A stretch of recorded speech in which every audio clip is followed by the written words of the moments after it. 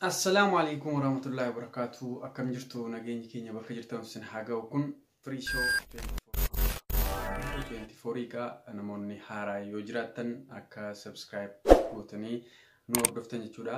Har'a kana nuti waa biraatiif osoo hin taane waahii Iliyaamee Mujaahid irraa haasa'uu fi Iliyaamee Mujaahid jechuun namoota ijoollee biyya kana keessa jiran ijoollee biyya Misraa magaalaa Kaayiroo keessa jiraatan keessaa ishee tokkodha. Iliyaameen akkuma namni baqatee biyya namaatii gara biyya namaatti deemuun akkasumatti akkuma namni deemee baqatuun biyya kana baqatee kan dhuftee biyya kana jirtudha. Iliyaameen egaa maal taate seedudha amma kan isin asirratti isinii ibsuu barbaadu argitaniittu sooshaal miidiyaa irratti maqaa isheetii namoonni TikTok irrattis kanaan dura argaa turtan akkuma isin argaa turtaniin wantoota ta'aa ture wantoota godhamaa ture guutuu isaayyuu argitaniittu. Iliyaameen kaleessa dheengadda maakii Oromoo irratti kan liivii baatee haasaa turte mucaa kana jaalladhee erga mucaa kana jaalladhee immoo mucaan kun na didee kilooroksii dhugee of ajjeesuu ka'een sammuu koo kan lubbuu kootiif jedhee rabbitti na gaafata lubbuu kootiif jedhee tanni kilooroksii kana dhuguu dhiise jechaa turte achirrattis bu'aa turte mucaa kanatti qoosaa ture. Namoonnis qoosaa keessa namoonni gorsaa kennaa turanis jiru maquma siitiin qoosaa jechuudha. Wanta jechuu barbaadu asirratti namoonni qoosaadhaan gorsa kennitanii namoonni jala dhufee waan adda addaa jedhu namoota isaanitti naadina. Namoonni sun rakkoo wanta tokko yaadaan hubachuu qaba waan ta'eef naarina. Anas sanuma na mudate jechuu barbaadetanii Iliyaameen dhugaa akkuma beekamu duraan dhugaa hundi keenya qoosaa turre. Dhugaadha mucaan kunii dhuguma akkas taatetti moontaane koomedii hojjetti moo maali seedhu waa hedduu godhaa turre. Akkuma beekamu mana sii keessa yoo ilaaltan guutuun jechuudha guutuun girgiddaa guutuuni suuraa mucichaati qubee emmeedha muwaaz mucaa jedhamu tokko ani hin beekulleedha mucaa sana. Garuu isheen hin beekaa kanaan dura yeroo tokko yeroo lama argee hin beekaa karaa irratti sargeera bakka qophii wayii jiroo itti sargeera natti fakkaata. Kanaaf hundumti keessa mucaan kun miidhamtee akkuma miidhamteen waan isin jechaa turte immoo TikTok irraa jechuudha isinin dhaggeeffachiisa jechuudha. Wanti kun dhugaadha. Har'a immoo ragaadhaaf illuu jechuudha. Mubaarak Musammaa akkasumas Asliin Reediin illee ijoolleen kun dhaqanii akka hospitaalatti jechuudha. Mucaan kun kilooroksii dhugdee miidhamtee jennaan akkasiin hospitaalatti dhaqanii gaafatanii mucaan kun achi immoo duraan rayaannatti fakkaataa achi fuudhanii bakka biraa akka geessanidha. Kan odeeffannoo an qabu jechuudha. Garuu hin dhayne akka carraa ta'e galgala kanan arge isa kaanirra. Ergan argees immoo hedduu gaddeeraaf. Ijoolleen keenya jaalalaan miidhamtanii dubartoonni bakka bakkatti kuftanii jechuudha. Warri jaalalaan miidhamtan akkanaa ofirratti lubbuu ofirratti akka murtee akkanaa murtee badaa fi fokkisaa akkanaan fudhanne isiniin jechuun barbaada. Maaliif yoo dhiirri tokko isin jalaa bahee dhiirri biraa dhufuu danda'a. Dhiirri haati keenya yookaan immoo haati dhiira tokkotti qofan deenye dhiira hedduudha. Jaalallee jaalala dhugaadha. Erga ni jaalala dhugaa ati qabaattee fi yookaan inni siif qabaatee waan irratti wal tuqxan hin beeknu kanarraa ka'ee garuu lubbuu ofirratti tarkaanfii fudhachuun tasuma hin ta'u kun tasuma waan badaadha jechuun barbaada. Maaliif yeroo ammaa kana jaalala dhugaa yoo barbaadde atis dhugaa ta'e jaalladhu siin jechuun barbaada. Meemee gara TikTok irratti wantoota isin daddabarsaa turteen isin dhaggeeffachiisa. አሰላሙ አለይኩም ወራህመቱላሂ ወበረካቱ ውድ የተከበራችሁ ጓደኞቼ እንዴት ናችሁ? ደህና ናችሁ? ዩቲዩብ ስር ገብታችሁ ፈቲያ ሙጃሂድ ብላችሁ ሊንኩን ነክታችሁ የምትፈልጉትን ነገር ወላሂ العظيم እውነተኛ ሆነ ውሸተኛ ሆነ እዛ ላይ አስቀምጬላችኋለሁ። ከዛ ውስጥ እውነትንና ውሸትን መለየት ትችላላችሁ ማለት ነው። ለምታቆኝም ለማታቆኝም መልእክት አስቀምጬላችኋለሁ። እዛ ላይ ገብታችሁ ያንን መልእክት እዩ። ረጅም ቪዲዮ አለ ማዳመጥ የምትፈልጉ ከሆነ ውሸታም የምትሉት እውነት መሆኑን ታያላችሁ ማለት ነው። ዩቲዩብ ስር ገብታችሁ ፈቲያ ሙጃሂድ በሉ። አሁንም ፈቲያ ሙጃሂድ ብላችሁ ገብታችሁ ዩቲዩብ ስር መከታተል ትችላላችሁ። የተለያየ ቪዲዮ ለቅላችኋለሁ። የሄደ ጨርቁ መንገድ ያርግለት ብዬዋለሁ። የመጣውን እቀበላለሁ። የሄደ ሸኛለሁ ብቻ ማለት ነው። ብቻ እኔ ሰው አልጥላ I don't care. እኔ ባለጌ አይደለሁም ንጹህ ሰው ነኝም አይደለም ግን ባለጌ አይደለም ሊንኪ ዩቲዩብ ቀብዲ ሙጨዮን ኩን ሊንኪ ዩቲዩብ ቀብዲ ሊንኪ ዩቲዩብ ጀለቲ ከና እስኒ ካይሰና ረቃቲ ጥቋቲ ፈቲያ ሙጃድ ጀዳቲ ሴና ኢላላ ዱጋ ጅርቱን ለፈሲኒፍ ካአ ጅቻ ጅርቲ ሙጨዮን ኩኒ ዱጋ ጅርቱ ተሪ ዩቲዩብ ሲረት ካኡዳፍ ሙርቴፈቴቲ ጀቹዳ ነትፈካታ ከንዴሜ ከራን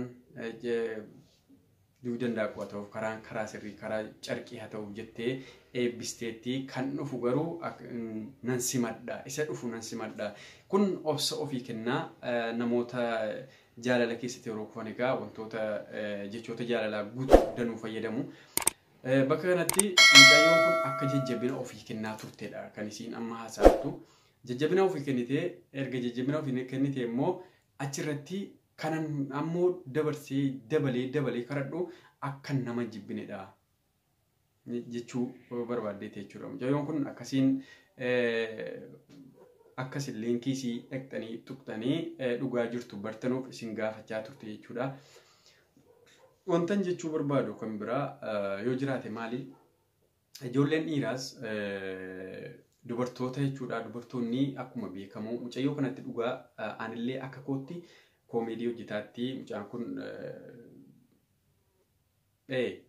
social media irratti yeroo tokko beekamtiin jira wantoota tokko hojjetanii beekamtiin jira jechuudha amma fakkeenyaaf bara 2018 dubartiin yeroo kubbaa miilaa jechuudha yeroo kubbaa miilaa sana dubartiin dirree keessa fiigdee Maamad Saalaatti rarraate suni galgala sana qofaa followerii miiliyoona lakkaa'amu argatte jechuudha. Followeriin immoo biyya alaatti miiliyoonaan lakkaa'amu kuni akkuma beekamu kaffaltiitti qaba. Namni beekamuudhaaf wanti inni hin goone jiru. Dubartiin sun yeroo qoratamtu abbaan manaa fi isiin wantoota akkanaatiin guddatan jechuudha gabaabumatti. Maanni namni sunis bakka wanti guddaa wayii jiru wayiitti akkas ka'ee nama sanatti marateete jechuudha. Isiin kun immoo qullaa paantii qofaan jechuudha. Dirreetti seentee Maamad Saalaa duukaa jechuudha. Fiigdeennaanii qabanii kan yeroo dhaaban sana jiru jechuudha. Maanni kun beekamtii argattee halkan sanatti maaltu godhaa namni kun maal godha jedhee anis seeneen ilaalaa. Namoonni biraa subscribe godhanii deemanii ilaalu, follow godhanii deemanii ilaalu akkasiin jechuudha galgala sanarraa galiin isiin argattu galii isiin waggaatti akkanaan teessee suutumaan wanta tokko hojjettee argattuun harka 3-4 caala jechuudha. Kana jechuun namni social media irratti beekamtii adda addaa argachuudhaaf wanti inni hin goone jiru garuu mucayyoon kun immoo akkuma beekamu kaa lubbuu ofii irratti tarkaanfii fudhatteetti tarkaanfiin isiin fudhatte kun tarkaanfii laalessaadha. Barakinaa jechuun kan garaa keessa hin beeytanii garaa kana keessa barakinaa dhuguun jabaadha. Barakinaa dhugdee jedhee namni wala bara barakinaa dhugi yeroo walitti hararee akka waliin jedha jechuudha namni. Kanaaf mucayyoon kun wanta cimaa keessa dhugaadhaan miidhamteetti seedudha. Nullee xiqqoosaa turree akkuma beekamu immoo mucayyoo kanatti yeroo isin TikTok irra baatee haasoftu nuti warri dhiiraa jechuudha warra keessa jirullee itti signee akkam fayyaadhaa jirta maaltu rakkoon kee jira jennee yookaan mana yaalaa geessinee jennee namni kun jaalala sana keessatti sammuudhaan illee tuqamuu danda'a jechuudha. Mucayyoon kun jaallattee sammuudhaan tuqamuu dandeessi. Mucayyoon kun nagaa ta'uun ishiis nama shakkisiisa. Murtee kanaa ofirratti hin fudhattu jechuu barbaadeetan osoo fayyaa taatee maraatuudha jedhaan jiru. Tarii xiqqoo mataan ishii kun namni dafee wanta ta'e ta'a. Namni dafee ni jira jaalala kana keessatti waa hunda ta'uun ni jira maraachuun ni jira du'uun ni jira waa hunda qabuun ni jira garuu bakka kana gahee dheengaddallee wanta kanan godhu ani ilmoo musliimaati ittiin gaafatamaa jechaa turte erga akkas ta'e mucaan kun maal godhe jennaan maal dhageessetti kan isiin akkas gootu seedhu isiitu beekti kana isiidhumaaf dhiibnaa garuu mucayyoo kanaaf bakka jirtan hundumti keessan du'aayii godhaafi du'aayii godhaati mucayyoon kun akkasiin ol kaatee maatii kanatti fayyadamu makamtu godha. Inni biraa wanta jechuu barbaadu ijoolleen keenya keessaa gowwaadha ijoolleen dubaraa gowwaadha. Ijoolleen dhiiraa immoo erga ijoolleen dubaraa isin jaallatanii erga isin wajjin jiraatanii icitii jiraa fuutanii gadi hin bayinaa. waan hin taane fokkuusiin qabdu yookaan immoo wantoota isiniif goote wanto tokko tokko gootanii fuutanii gabbaatanii mucaa kana fokkisiisuu ijoollee kana fokkisiisuu hin barbaadina. Dubartiin akkuma beeknu obboleettiidha, haadha, hiriyaadha, waa hunda jechuudha. Kanaaf ijoollee durbaatti dhiironni taphattan dhugaa dhiironni ijoollee durbaatti taphattan itti gaafatamtu. Haadha keessanii taphataatu jechuu hin danda'amu. An akka kootti dubartiidhaaf kabaja guddaan qaba. Ijoolleen waan fedha intina fudhachuu dandeessu. Qoosaan qooseellee wanta ta'e yeroon poosti godhe qoosaan qoosaa poosti godhu tana qoosaa sana keessaallee ergaa fi gorsa guddaa argachuu dandeessu. Garuu qoosaan haasa'a. Yeroon haasa'u nan qoosaa nan haasa'a ergaa isiniif kan dabarsa. Sanarraa kan ka'e namootni jalatti dhuftanii abbaa bulu kana taate abbaa jinni kana taate asiin akkana taate jettanii wanti ta'e haasoftan dursa poostiin postatu wantoota barreessee postatu sana yeroo sagal irra deebitee itti yaaduu qaba. Wanta sana baruudha. Yeroo sagal naannoftee sammuu kee keessa naannessitee yeroo sagal wanta sana hubachuu danda'u qabda. Nama akkasii ta'uu qabda duraatti. Nama poostiin wanti qoosaa keessa gorsi jiraasa jedhu nama baruu danda'uudhaaf poostii koo baruu danda'uudhaaf yeroo sagal irra naanna'iti dubbisi. Sana booda falmiidhaaf ni dhiyaatta. Yookaan naqaltaa yookaan siqalaa qalamuuf hin dhiyeessita ta'a yookaan siqaluuf hin dhiyeessita ta'a. Kanaaf hundumti keessan akkas jechuu barbaadeetanii ammas meemee hundumti keenya TikTok irratti argitaniitu ta'a. Ammas wanta isiniif dabarsaa turte.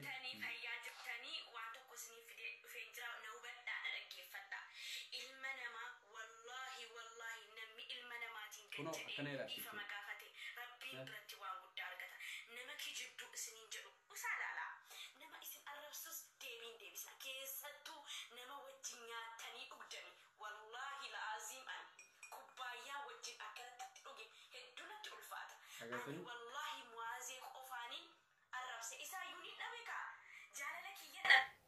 Muwaazee jedhama jechuudha mucaan. Muwaazee jedhama. Namootni yoo kijibduu yookaan sobduu siin jedhee usaati ilaala. Anillee nama kana namni siyaa kaadu malee yookaan siyaa ganu malee nama ganuu hin qabu. Wallaahi wanta kana kubbaayyaan illee bishaan itti dhugee hin ganuu jechaa jirti jechuudha mucayyoon kun. Meemee itti deemna.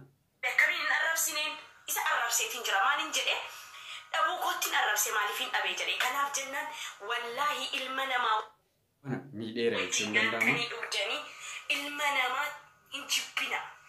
Haqa jibbanii malee ilma namaa hin jibbanii jedhama. Kanaaf jennaan dhaamsi kiyya kana rabbii keessan sodaadhaa namni anaan oddee jirtanillee yoo jiraattanii afootu lillaafni jedheera afootu naa jedha. Rabbiif jecha hadhas booris siniin kadhadha. Egaa mucayyoon kun afootu naaf jedha warroonni natti mufattanis.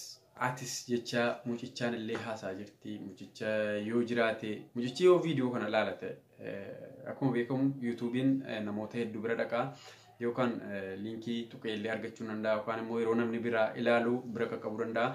Mucichi yoo viidiyoo kana ilaalaa raate mucaan kanan si gorsu akka dhiira tokkootti akka obboleessa tokkootti kanan si gorsu ilmoo namaa yookaan dubartii tokkotti hin taphatin. Erga immoo dubartii kana jaalala qabsiiftee waan isin si jaallattee jaalala isiitti hin qoosin jechuudha. Maaliif jaalalli akkuma nama miidhu sillee miidhuu danda'a. Wantoonni siin immoo tokko sitti qoosuu danda'a jechuudha. Obboleettii qabdaa, haadha qabdaa, ollaa qabdaa, ijoollee hiriyaa dubartii qabdaa. Kanaaf dubartootatti hin qoosinii, dubartii jaallattetti hin qoosinii, ittiin booninii. Erga immoo yoommoo dhugaan hin jaallanne ta'e sila ana kana waan akkanaati jedhiitii dhugaa jirtutti miti addarraa bahiisiin jechuun barbaada. Egaan kabajamtoota daawwattoota keenya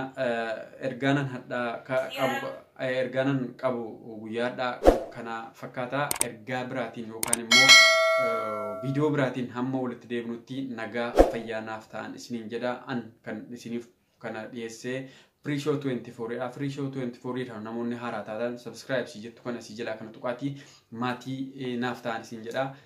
Galatoomaa horaa bulaan isin jedha. Mucayyoofis du'aa kadhadhaa. Rabbiin mucayyoo nuuf fayyisuu ol ka'ee atis nus immoo hunduma keenya warra dhiiraa jechuudha. Rabbiin nu haa qajeelchu jechuun barbaada. Fayyaa ta'a galatoomaa isiniin jaalladha hunduma